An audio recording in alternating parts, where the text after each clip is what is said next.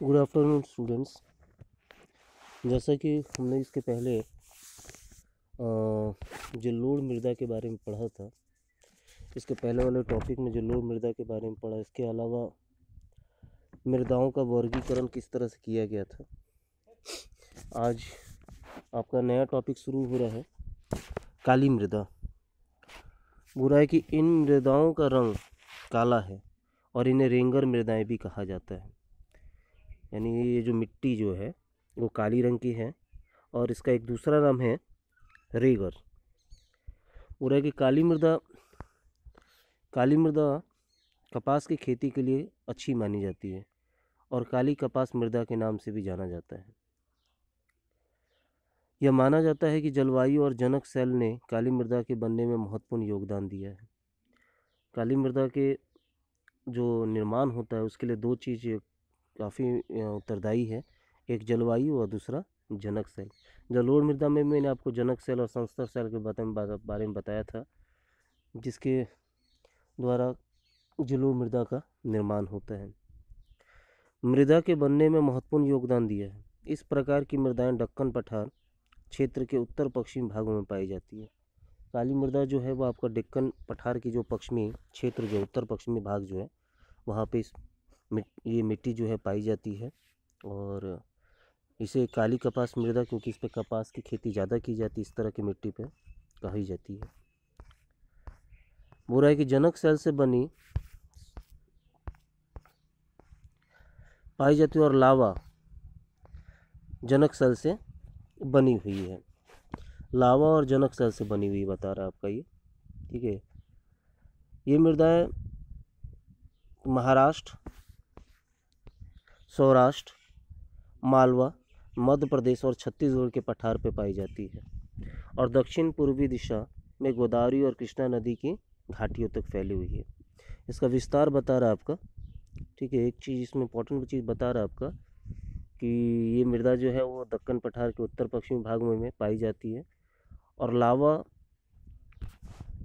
जनक cell से बनी है, ठीक है। ध्यान रखना होगा कि जो दक्कन पठार में जो काली मिट्टी पाई जाती है उसका निर्माण जो है वो लावा जनक सेल से हुआ है। और ये मिट्टी कहाँ कहाँ पाई जाती है तो बता रहे हैं महाराष्ट्र, सौराष्ट्र, मालवा, मध्य प्रदेश और छत्तीसगढ़ के पठार में पाई जाती है, ठीक है। और दक्षिण पूर्वी दिशा में अगर देखा जाए तो गोदावरी और कृष्णा नदी की घाटियों तक फैली हुई है। हो रहा है कि काली मृदा बहुत महीन कणों अर्थात मृत्तिका से बनी हुई है, ठीक है। बहुत ही महीन कण होते हैं, इसे मृत्तिका भी कहा जाता है। इसमें नमी धारण करने की क्षमता बहुत होती है। हम लोग आसपास में भी आप देखिएगा काली मिट्टी जो पाई जाती है वहाँ पर जो होता है बारिश जब होता है तो वो मतलब कीचड़ हो जाता है बहुत ज़्यादा, देखिएगा। मतलब नमी धारण करने की क्षमता बहुत ज़्यादा रहती है इसके अंदर। इसके अलावा ये मृदाएं कैल्शियम कार्बोनेट, मैग्नीशियम, पोटास और चूने जैसे पौष्टिक तत्वों से परिपूर्ण होती है। ये ध्यान रखना चाहिए इसमें कि इन मिट्टी के अंदर क्या क्या चीज़ शामिल होते हैं या क्या क्या चीज़ मिलते हैं।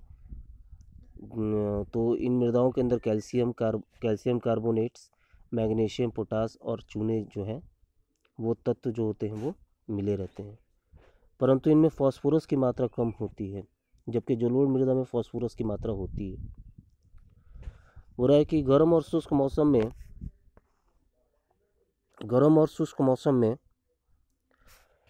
इन मृदाओं में गहरी दरारें पड़ जाती है, जिससे इनमें अच्छी तरह वायु मिश्रण हो जाता है।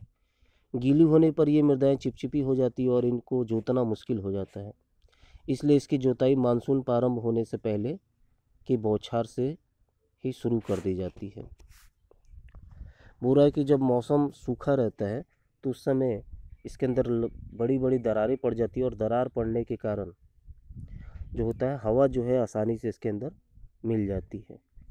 ये मिट्टी गीली होने के कारण जोतने में कठिनाइयों का सामना करना पड़ता है, इसलिए इस तरह के खेतों पे, इस तरह की मिट्टी के ऊपर जो जुताई जो होता है वो मानसून की पहले बौछारों से पहले ही कर दी जाती है, ठीक है। तो इसमें इंपॉर्टेंट चीज़ क्या बताया मैंने आपको कि इसे रेगर के नाम से जाना जाता है या कपास मृदा के नाम से भी, काली कपास मृदा के नाम से जाना जाता है। इसके निर्माण में जलवायु और जनक सेल जो होते हैं वो काफ़ी इम्पोर्टेंट माने जाते हैं। ये मिट्टी महाराष्ट्र, दक्कन के पठार, महाराष्ट्र, सौराष्ट्र और आपका मालवा, मध्य प्रदेश और छत्तीसगढ़ के पठार में पाई जाती है। इसके अलावा दक्कन पठार के उत्तरी पश्चिमी भाग में भी इस तरह की मिट्टी जो होती है वो पाई जाती है। चलिए, लाल और पीली मृदा। बोला है कि लाल मृदा दक्कन पठार के पूर्वी और दक्षिणी हिस्सों में रेवदार आग्नेय चट्टानों पर कम वर्षा वाले भागों में विकसित होती है। काली मृदा आपका जनक सेल जो होता है उस क्षेत्र में पाई जाती है। तो ये आपका लाल और पीली मृदा जो होती है वो आग्नेय चट्टान, जहाँ पे बारिश कम होती है, ऐसे क्षेत्रों में ये पाया जाता है, खासकर दक्कन पठार के पूर्वी और दक्षिणी हिस्सों में। पूरा लाल और पीली मृदाएं उड़ीसा, छत्तीसगढ़, मध्य गंगा मैदान के दक्षिणी छोर पर और पश्चिमी घाट में पहाड़ी पद पर पाई जाती है। लाल और पीली मृदाएं जो है आपको उड़ीसा, छत्तीसगढ़ या गंगा मैदान के जो दक्षिणी छोर है वहाँ पे लाल मृदा और पीली मृदा जो है वो पाई जाती है। इन मृदाओं का लाल रंग रेवदार आग्नेय और रूपांतरित चट्टानों में लौह धातु के प्रसार के कारण होता है। इनका पीला रंग इसमें जल योजन के कारण होता है। इस मिट्टी का रंग जो होता है लाल या पीला, दोनों कारण बताया हुआ है। लाल होने का कारण बता रहा है कि रेवदार और आग्नेय चट्टान और रूपांतरित चट्टानों के अंदर लौह धातु के प्रसार के कारण इसका रंग लाल होता है। और इसका रंग पीला इसलिए होता है क्योंकि इसमें जल योजन यानी जल को ऑब्जॉर्व करने की क्षमता ज़्यादा होती है, इसलिए इसका रंग जो होता है वो पीला हो जाता है, पीलापन आ जाता है। जल जब एक जगह मिट्टी पे जमा होता है तो उसमें पीलापन जो होता है वो उत्पन्न हो जाता है। ठीक है, तो ये आपका बता रहा है लाल और पीली मृदा जो है वो दक्कन पठार के पूर्वी और दक्षिणी हिस्सों में इस तरह की मिट्टी पाई जाती है। खासकर आपका उड़ीसा हो गया, छत्तीसगढ़ हो गया, मध्य गंगा मैदान के दक्षिणी छोर आदि हो गए। ठीक है, और इसके रंग के बारे में बता रहा है कि इस मिट्टी का रंग जो होता है लाल इसलिए होता है क्योंकि रूपांतरित और आग्नेय चट्टानों के अंदर लौह धातु का प्रसार होता है, जिसके कारण इस मिट्टी का रंग लाल होता है। और पीला होने के कारण जल योजन के कारण इस मिट्टी का रंग जो होता है वो पीला होता है। ठीक है, चलिए लेटराइट मृदा देखा जाए। बोल रहा है कि लेटराइट शब्द ग्रीक भाषा के शब्द लेटर से लिया गया है, जिसका अर्थ है ईट। लेटराइट मृदा का निर्माण उष्णकटिबंधीय तथा उपोष्णकटिबंधीय जलवायु क्षेत्रों में आर्द्र तथा शुष्क ऋतुओं में एक के बाद एक आने के कारण होता है। लेटराइट जो है वो एक ग्रीक भाषा शब्द लेटर से लिया गया है, जिसका अर्थ होता है ईट।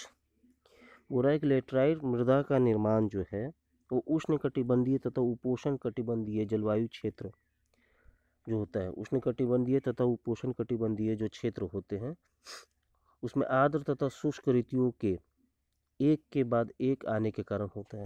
यानी उष्णकटिबंधीय और उपोष्णकटिबंधीय क्षेत्र में शुष्क या आर्द्र ऋतु जो होते हैं वो मौसम जो होते हैं एक के बाद एक आते हैं, जिसके कारण इसका रंग जो होता है वो क्या होता है,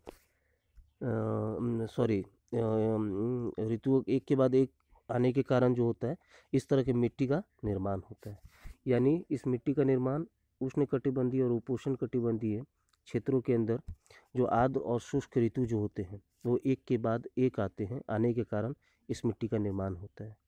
ये भारी वर्षा में अत्यधिक निक्षालन का परिणाम है।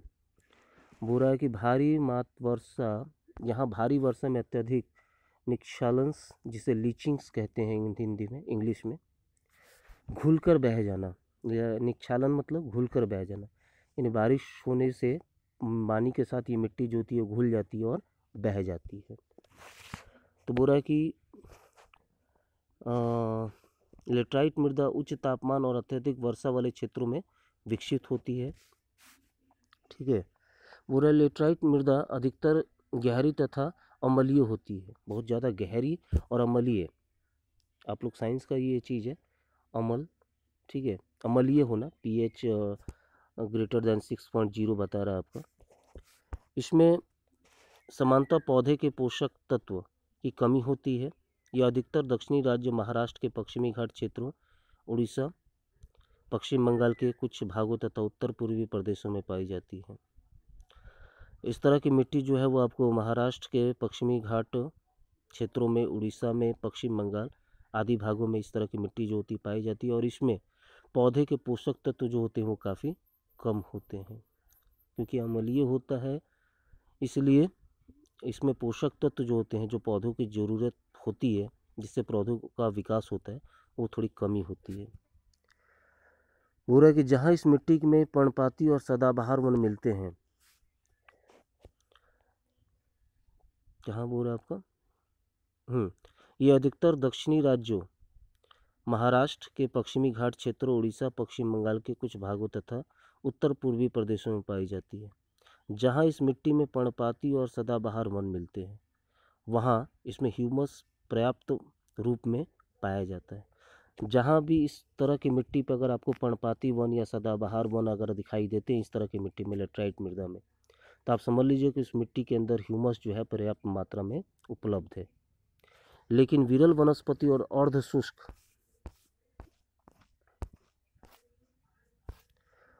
शुष्क की मात्रा बढ़ती चली जाती है और नीचे की परतों में चूने के कंकर की सतह पाई जाती है। इसके कारण मृदा में जल अंतःशयन अवरुद्ध हो जाता है। बोल रहा है कि सॉरी गलती हो गई। बोल रहा है कि लेकिन विरल वनस्पति और अर्ध शुष्क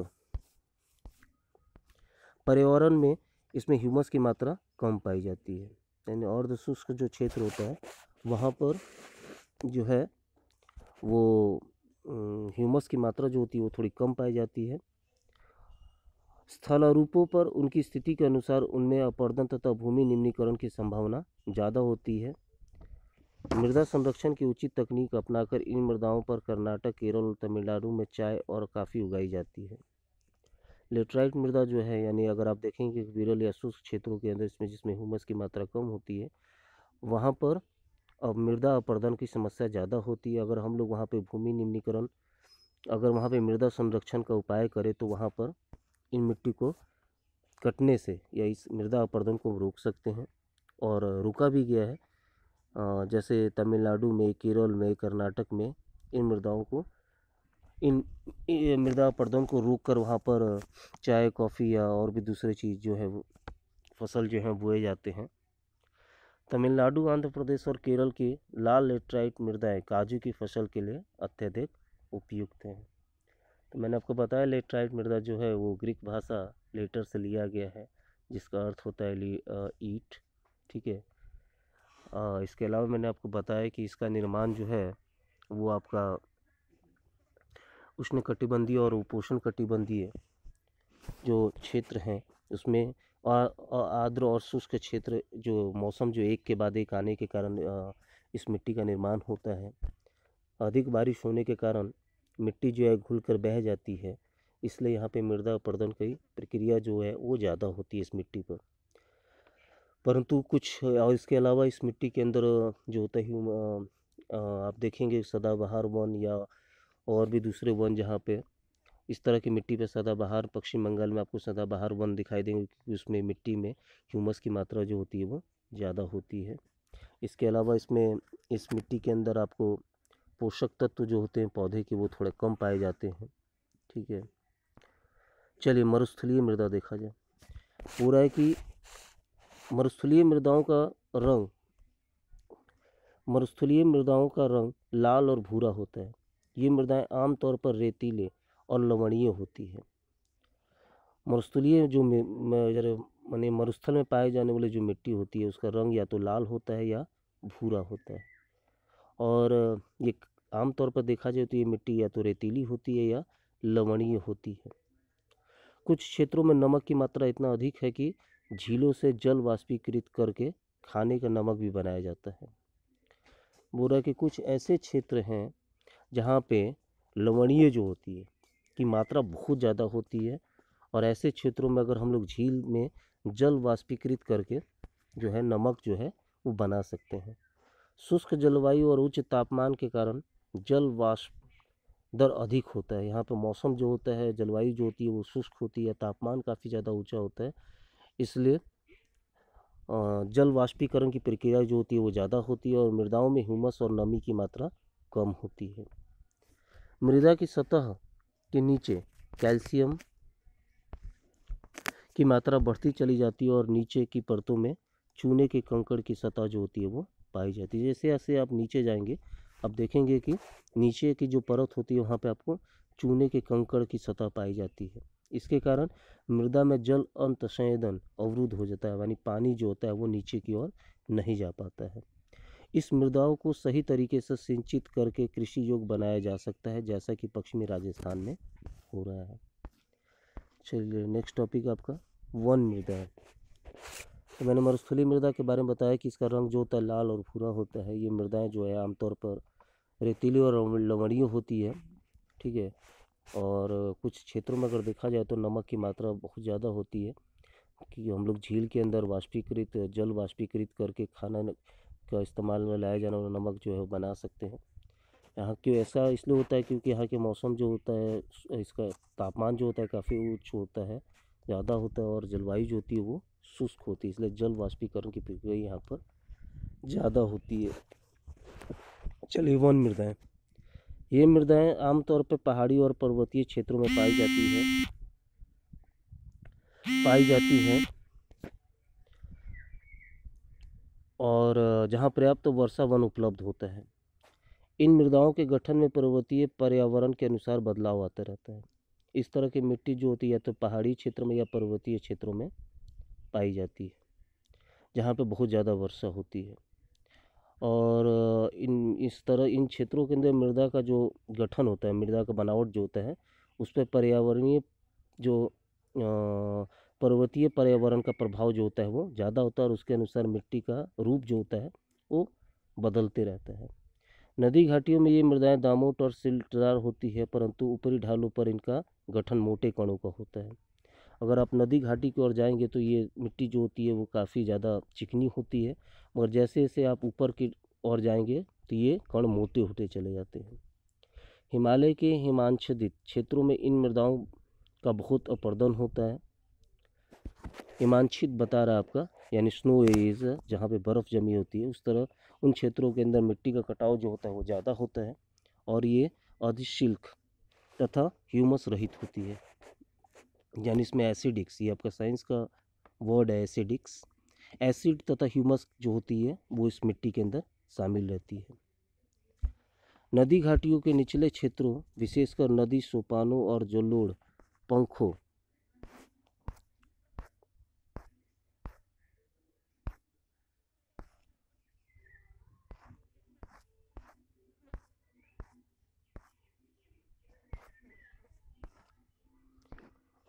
बोरा कि इसमें एसिड तथा ह्यूमस जो होता है वो रहित होता है। नदी घाटियों के निचले क्षेत्र विशेषकर नदी सोपानों और जलोढ़ पंखों आदि में ये मृदाएं उपजाऊ होती है। नदी घाटी का जो निचला क्षेत्र होता है विशेषकर नदी सोपांश जो होते हैं या जलोढ़ पंखे जो होते हैं, ठीक है, उस ऐसे क्षेत्रों के अंदर ये मिट्टी जो होती है वो काफ़ी ज़्यादा उपजाऊ होती है, ठीक है।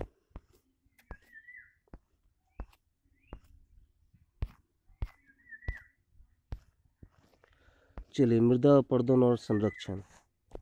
मृदा के कटाव और उसके बहाव की प्रक्रिया को मृदा अपरदन कहा जाता है। मृदा के बनने और अपरदन की क्रियाएं आमतौर पर साथ साथ चलती है। मृदा की कटाव और उसके बहाव की जो प्रक्रिया होती है इसी को हम लोग मृदा अपरदन कहते हैं और ये मिट्टी की बनावट और उसके कटाव दोनों जो होता है, अपरदन जो होता है, दोनों एक साथ चलती है, इसलिए इन दोनों में संतुलन बनाना जरूरी है। परंतु मानवीय क्रियाएं जैसे वन उन्मूलन, अति पशुचारण, निर्माण और खनन इत्यादि से कई बार ये संतुलन भंग हो जाता है तथा प्राकृतिक तत्व जैसे पवन, हिम नदी,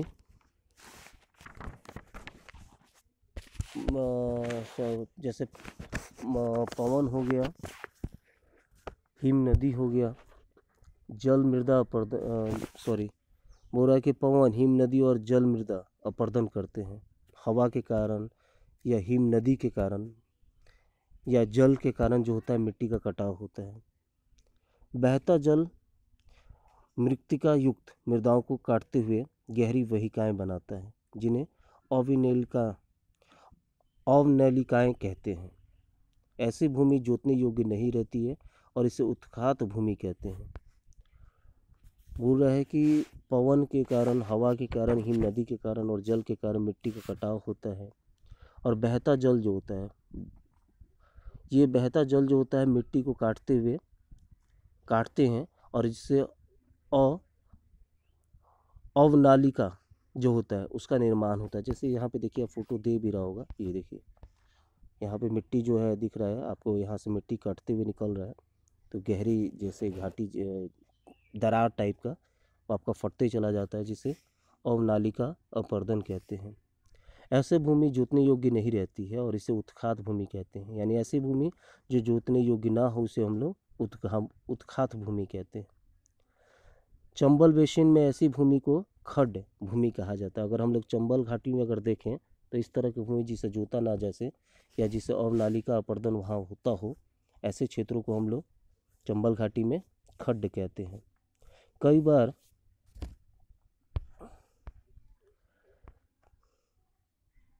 हो गया आपका, खड्ड कहते हैं। कई बार जल विस्तृत क्षेत्रों को ढके हुए ढाल के साथ नीचे की ओर बहता है। ऐसी स्थिति में इस क्षेत्र की ऊपरी मृदा घुलकर जल के साथ बह जाती है, जिसे चादर अपर्दन कहते हैं। कई बार ऐसा भी देखा जाता है कि ऊपरी जो मिट्टी की ऊपरी सतह होती है उसके नीचे की ओर मिट्टी जो पानी जो होता है बहता है, जिससे ऊपरी मिट्टी जो होती है वो पानी के साथ घुलकर बह जाता है, जिसे हम लोग चादर अपर्दन यानी सीट इरोशंस कहते हैं। पवन द्वारा मैदान अथवा ढालू क्षेत्र से मृदा को उड़ा ले जाने की प्रक्रिया को पवन अपर्दन कहते हैं। ठीक है, सीट अपर्दन जहाँ बता रहे हैं, इसमें 3 चीज, उत्खात भूमि, अवनालिका के बारे में। जब जल जो होता है, बहता जल जो होता है मिट्टी को जब काटता है तो इससे एक गहरी वहिकाएं बनती है, गहरी दरार टाइप का बनता है, जिसे अवनालिकाएं कहते हैं। ठीक है, और ऐसी भूमि जो जोतने योग्य ना हो उसे हम लोग उत्खात भूमि कहते हैं, जबकि चंबल घाटी में इस तरह की भूमि को हम लोग खड्ड कहते हैं। एक और सीट अपर्दन के बारे में बता रहा है, ध्यान रखिएगा क्योंकि ये पूछता है आपका कि सीट अपर्दन या अवनालिकाएं किसे कहते हैं, उत्खात भूमि कैसे कहते हैं, ये सब पूछता है आपका डिफिनेशन में। ठीक है, तो इसको आप लोग लिख लीजिएगा डिफाइन करके। या थोड़ा सीट अपर्दन एक बार और देख लीजिए। ऐसी स्थिति में बोल रहा है कि जब कई बार ऐसा देखा जाता है कि जल जो होता है वो विस्तृत क्षेत्र को ढके हुए ढाल के साथ नीचे की ओर बहता है। एक विस्तृत क्षेत्र जो होता है जो ढका रहता है उसके नीचे की ओर पानी जो होता है बहता है। ऐसी स्थिति में इस क्षेत्र की ऊपरी मृदा जो है वो मिट्टी पानी के साथ घुल कर बह जाती है और इसे हम लोग चादर अपर्दन कहते हैं। जबकि पवन के द्वारा जब मिट्टी का अपर्दन होता है, मिट्टी का कटाव होता है, ये एक जगह से दूसरे उड़ा के ले जाता है, तो ऐसी प्रक्रिया को हम लोग पवन अपर्दन कहते हैं। कृषि के गलत तरीके से भी मृदा अपर्दन होता है। गलत ढंग से हल जोतने, जैसे ढाल पर ऊपर से नीचे की ओर हल चलाने से वहिकाएं बनती है। ऐसा भी देखा जाता है कि मिट्टी का कटाव जो होता है, अगर हम लोग गलत ढंग से अगर खेती करते हैं, जुताई करते हैं, तो ऐसे इससे भी मिट्टी का कटाव जो होता है वो होता है। जैसे अगर मान लीजिए कि अगर हम लोग हल जो है ढाल से ऊपर से नीचे की ओर करेंगे, तो इससे क्या होगा, मिट्टी का कटाव जो होता है एक गहरी वहिकाएं बन जाएगी। देखिएगा आप लोग, जब खेत जुताई होता है तो बीच में लाइनिंग टाइप का बनता है, इस तरह का बनता है, जिसके अंदर से बहता पानी जो है आसानी से मिट्टी का कटाव जो है वो कर सकता है। पूरा ढाल वाली भूमि पर समोच्च रेखाओं के समांतर हल चलाने से ढाल के साथ जल बहाव की गति घटती है। अगर हम लोग ढाल वाली भूमि वगैरह है तो उसमें समोच्च रेखाओं के समांतर हल चलाने से जो रेखाएं होती है उसके अगर बराबर में अगर हम लोग हल चलाते हैं तो इससे जल बहाव जो होते हैं वो थोड़ा कम हो जाती है, जिससे समोच्च जोताई कहा जाता है। यानी समोच्च रेखाओं के समांतर हल चलाने की प्रक्रिया को हम लोग समोच्च जोताई कहते हैं। ढाल वाली भूमि पर सोपान बनाए जा सकते हैं। सोपान कृषि अपर्दन को नियंत्रित करती है। देखिएगा, सोपान बनाना सीढ़ीनुमा खेती टाइप का, ठीक है, या मिट्टी के आगे अगर आप गड्ढा खोद देंगे तो उससे भी मिट्टी का कटाव जो होता है वो थोड़ा कम होता है। ये सब आपका ढाल वाले क्षेत्रों में बता रहा है। समतल मैदान जो होता है उसमें इस तरह की प्रॉब्लम जो होती है वो नहीं क्रिएट होती है। ठीक है, बुरा है कि पश्चिमी और मध्य हिमालय में सोपान अथवा सीढ़ीदार कृषि काफ़ी विकसित है। बड़े खेतों को पट्टियों में बांटा जाता है। फसलों के बीच में घास की पट्टियाँ उगाई जाती है। ये पवन द्वारा जनित बल को कम करती है। इसे हम लोग स्ट्रिप फार्मिंग कहते हैं। देखिएगा, फसलों के बीच में घास जो होता है, घास की पट्टी उगाई जाती है जिससे कि हवा के द्वारा मिट्टी का अपरदन जो है वो कम हो सके, जिसे हम लोग स्ट्रिप फार्मिंग कहते हैं। पेड़ों को कतार में लगाकर रक्षक मेखला बनाना भी पवनों की गति कम करता है। इन रक्षक पट्टियों का पश्चिमी भारत में रेत के टीलों के स्थायीकरण में महत्वपूर्ण योगदान रहा है। तो ये आपका लेसन ये ख़त्म हो गया, ज्योग्राफी का फर्स्ट लेसन। ठीक है, और मैं आशा करता हूँ कि आपको ये टॉपिक जो है वो क्लियर होगा। ठीक है, चलिए अब मैं आपको कल इसका क्वेश्चन आंसर देना शुरू करूँगा। Thank you.